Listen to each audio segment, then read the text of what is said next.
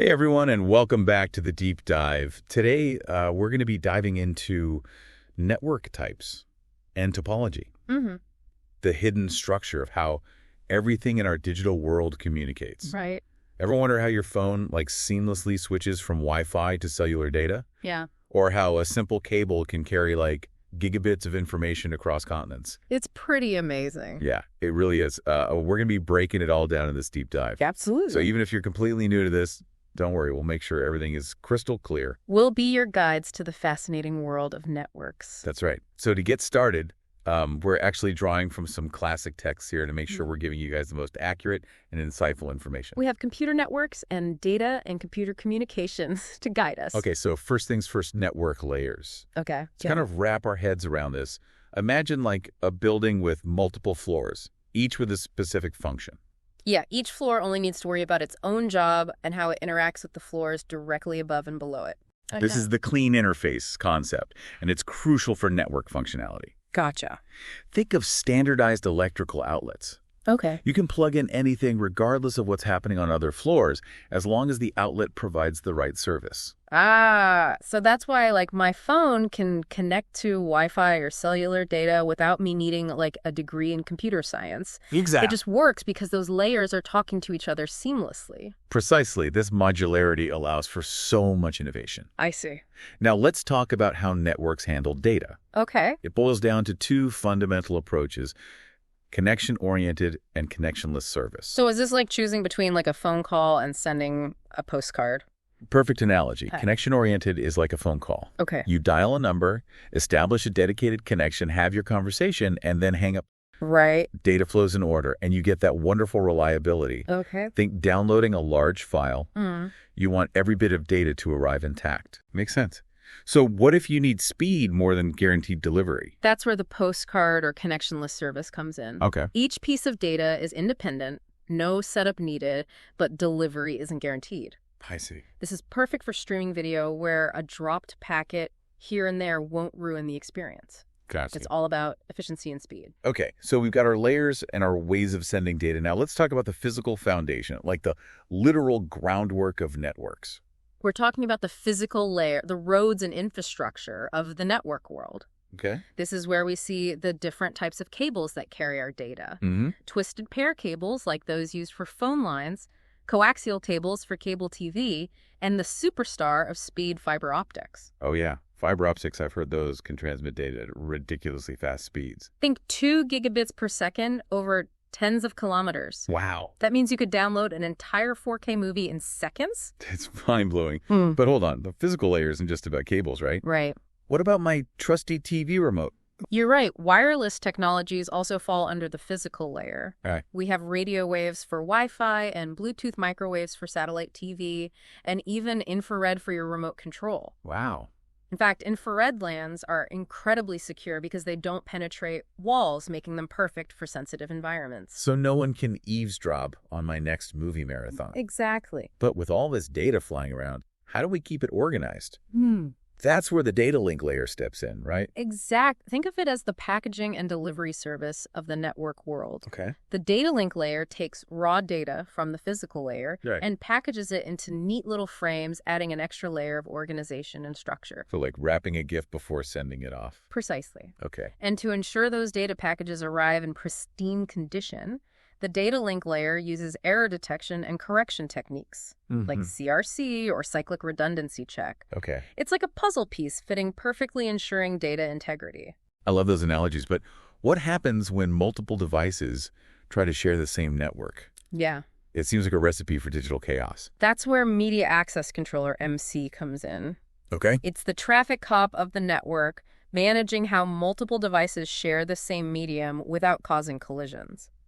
So like a traffic light system, keeping everything flowing smoothly. Exactly. Gotcha. Yeah. Okay, so we've got the data packaged and organized and the traffic managed. Right. But how does it all actually get where it needs to go? Enter network topology, the map of our digital world, right? You nailed it. Just like building blueprints, there are different designs or topologies for different network types and needs. Okay. And understanding these topologies is key to understanding how networks function as a whole. Okay, I'm ready to explore these different topologies. All right. What are they and what are their pros and cons? Let's start with the simplest one, the bus topology. Okay. Picture all the devices connected along a single cable, like a long, straight highway. It's simple to set up, but if that cable breaks, the whole network goes down. Yikes, that's a single point of failure. What about the ring topology? In a ring topology, the devices are connected in a circle with data flowing in one direction. Okay. This offers better reliability because if one connection fails, data can still travel in the opposite direction. So it's more resilient, but I imagine it can get slow with all that data going around in a circle. Yeah. What's the most popular topology these days? That would be the star topology. Okay. All devices connect to a central hub or switch like the spokes of a wheel. This is easy to manage and troubleshoot, making it perfect for home networks. Right. Think of your Wi-Fi router. That's the central hub in a star topology. That makes so much sense. But if the central hub fails, everything goes down right. That's a valid concern, but those central hubs are usually quite robust. Okay.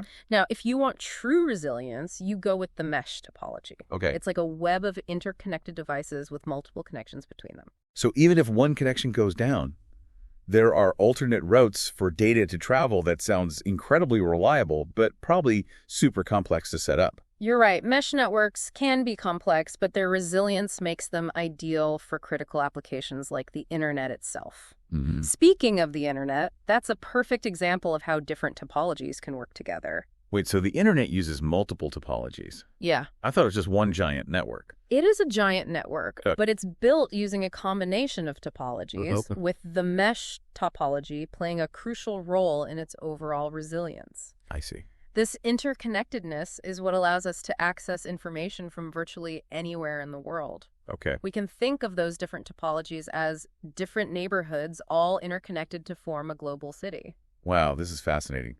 So choosing the right topology depends on the specific needs of the network, right? Absolutely. We have to consider factors like cost, scalability, reliability, and the type of traffic the network will handle. Okay. I'm starting to see the big picture here. Understanding network types and topologies is crucial for grasping how networks function. Right. We've laid the groundwork with layers and data transmission, and now we're exploring the different ways devices connect. Right. It's all coming together. It is, isn't it? But remember, these foundational layers are just the beginning. Okay. There are even higher layers with even more functionality, adding complexity and nuance to the network world. Okay, now I'm really intrigued. Tell me more about these higher layers. What kind of magic happens up there? Those higher layers, like the network and transport layers, build upon the physical and data link layers to provide even more sophisticated services.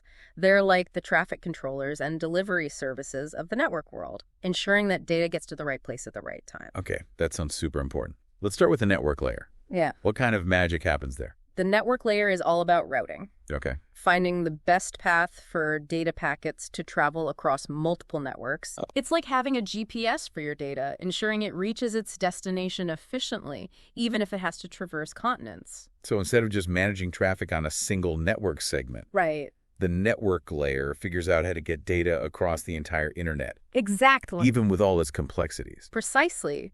It considers things like network congestion, available bandwidth, and even cost to determine the most optimal route. It's a master strategist constantly adapting to changing conditions to keep the data flowing. That's incredible. It makes you really appreciate the unseen complexity behind something as simple as sending an email or browsing a website. It really does. And to handle all those routing decisions, the network layer relies on specialized protocols like IP, the Internet Protocol. Ah, IP addresses. Yes. I've heard of those, but I've never fully understood what they are. Can you break it down for me? Of course, think of an IP address as a unique identifier for a device on a network. It's like a home address, allowing data packets to be delivered to the correct destination. So those numbers separated by dots? Yes. That's how IP addresses are written. Exactly. And just like postal addresses have different parts, street, city, state, IP addresses also have a structured format. We're most familiar with IPv4 addresses, which look like 4 numbers separated by dots. But as the internet grew, We ran out of those addresses. Wow. That's why we have IPv6, which uses a more complex system to provide virtually limitless addresses. Wow, so it's like the internet had to upgrade its addressing system to handle all the devices coming online. That makes a lot of sense. So the network layer takes care of routing, but what about ensuring those packets arrive in the right order and without errors? That's where the transport layer comes in, right? You're spot on. The transport layer is like the quality control department, making sure everything arrives intact and in the right sequence. It ensures reliable data delivery, manages flow control to prevent network overload, and even handles error recovery if packets get lost or corrupted. Okay, so it's not just about getting the data there. It's about getting it there in perfect condition. Exactly. And the transport layer uses specific protocols to accomplish these tasks. The most well-known are PCP and UDP. PCP and UDP, those sound familiar.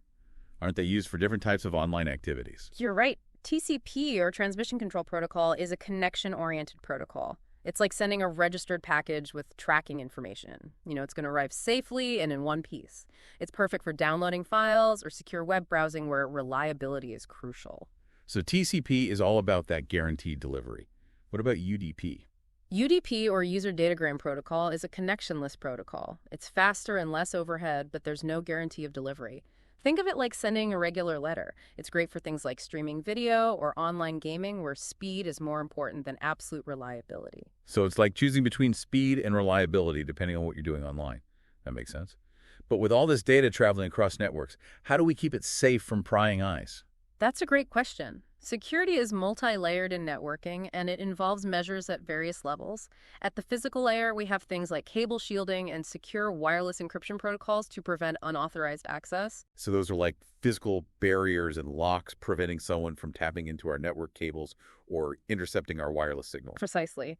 And at the data link layer, we have techniques like MAC address filtering, which allows us to control which devices are allowed to connect to our network. It's like a guest list for your network party. I like that analogy.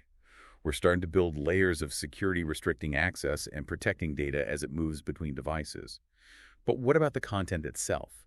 How do we ensure it stays confidential and can't be tampered with? That's where cryptography comes in. It's like putting our data in a super secret cleard that only authorized parties can decipher. It uses mathematical algorithms to transform data into an unreadable format, preventing unauthorized access and ensuring data integrity. So cryptography is the ultimate bodyguard for our data. Exactly. And we use it all the time without even realizing it. Protocols like SSL/TLS, which secure our web browsing and online transactions, rely heavily on cryptography. It's the invisible shield protecting our digital lives. This is all incredibly fascinating. I'm starting to see the intricate web of technologies and protocols that make up the modern network world. But it seems like we've only just scratched the surface. We have. There's so much more to explore, from network management and performance optimization to emerging technologies like software-defined networking and network function virtualization. Okay, those sound pretty cutting edge. Before we dive into those, let's take a moment to appreciate how far we've come in this episode. We started with the fundamental layers of networks, explored the different ways devices connect, and now we've delved into the complexities of routing, data transmission, and security. It's like we've taken a journey through the entire network landscape. We have. And understanding these fundamentals is key to appreciating how networks work and how they impact our daily lives. I completely agree.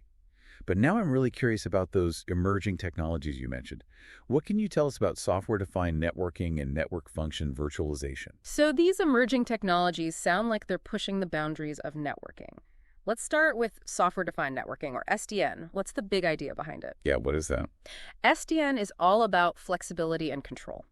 Imagine being able to program your entire network, making changes on the fly without touching a single piece of hardware. Oh. That's the power of SDN. Okay. It separates the control plane of the network, the brains that make routing decisions, from the data plane, which actually forwards the data packets. So instead of having dedicated hardware devices like routers making those decisions, we can use software to control the entire network. Exactly.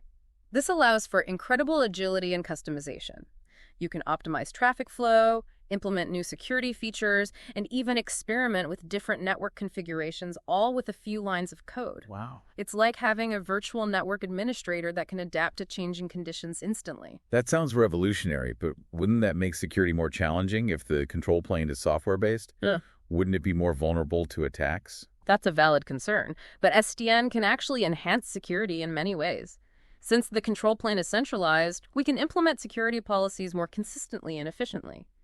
We can also monitor network traffic more effectively and detect and respond to threats much faster. Okay. It's like having a security guard with a complete view of the entire network. So SDN gives us more control and visibility, making it easier to both manage and secure our networks. That's pretty impressive. Now, what about network function virtualization, or NFV? What's that all about? NFV is like having a virtual toolbox of network services. Traditionally, network functions like firewalls, load balancers, and intrusion detection systems were implemented as dedicated hardware appliances. NFV changes that by virtualizing those functions, allowing them to run as software on general-purpose servers. So instead of having a separate box for each function, we can run them all on a single server, just like apps on a computer. Precisely, this reduces hardware costs and complexity and makes it much easier to deploy new network functions quickly.